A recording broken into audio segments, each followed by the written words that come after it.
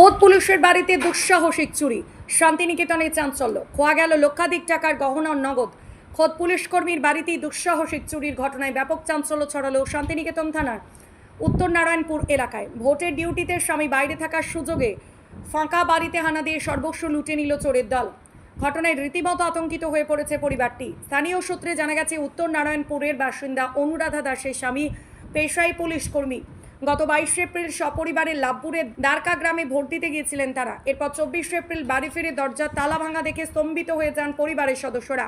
বাড়ির ভেতরে ঢুকে তারা দেখেন আলমারি ভেঙে তছনছ করা হয়েছে এবং সর্বস্ব লুট হয়ে গিয়েছে। পরিবারের দাবি, আলমারি ভেঙে সোনার গহনা এবং নগদ টাকা মিলিয়ে প্রায় 5 থেকে 6 লক্ষ টাকার সামগ্রী উদ্ধার করেছে। অভিযোগকারী অনুরাধা দাস জানান, সাধারণত বাড়িতে এত গয়না রাখা থাকে না, কিন্তু সম্প্রতি একটি বিয়ের অনুষ্ঠান থাকায় গয়নাগুলি বাড়িতেই রাখা ছিল। সেই সুযোগই কাজে লাগিয়েছে দুষ্কৃতীরা। খবর পেয়ে ঘটনাস্থলে পৌঁছায় শান্তিনিকেতন থানার পুলিশ। অনুরাধা দাসের স্বামী ভোটের ডিউটিতে বাইরে ছিলেন, আর সেই সময় বাড়ির ফাঁকা থাকার সুযোগ নিয়ে রাতের অন্ধকারে চোরেরাই অপারেশন চালায় বলে প্রাথমিক অনুমান পুলিশের। ঘটনার পর থেকে এলাকায় নিরাপত্তা নিয়ে প্রশ্ন উঠতে শুরু করেছে। ইতিমধ্যেই ঘটনার তদন্ত শুরু করেছে শান্তিনিকেতন থানার পুলিশ। অভিযুক্তদের খোঁজে তল্লাশি চালানো হচ্ছে। তবে পুলিশের নিজের কর্মীর বাড়িতে এমন চুরির ঘটনায় সাধারণ মানুষের মনে আতঙ্কের সৃষ্টি হয়েছে। আমার হাজব্যান্ড পুলিশে সার্ভিস করে, ও অন ডিউটি ছিল।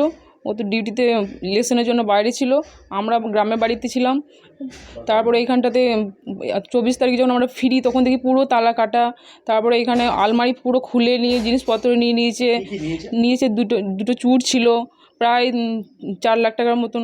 তারপর দুটো চুড়ি ছিল, একটা মঙ্গলসূত্র ছিল, 25-24 হাজার টাকার ক্যাশ ছিল।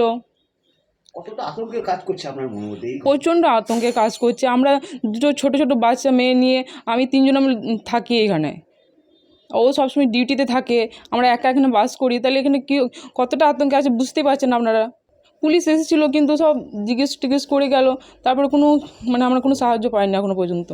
এই বারবার এই চুরি হওয়া, তারপরে বাড়িতে তো আমরা একা থাকি, তাহলে তাদের তো কিছু একটা আছে। প্রচণ্ড ভয় কাজ করছে।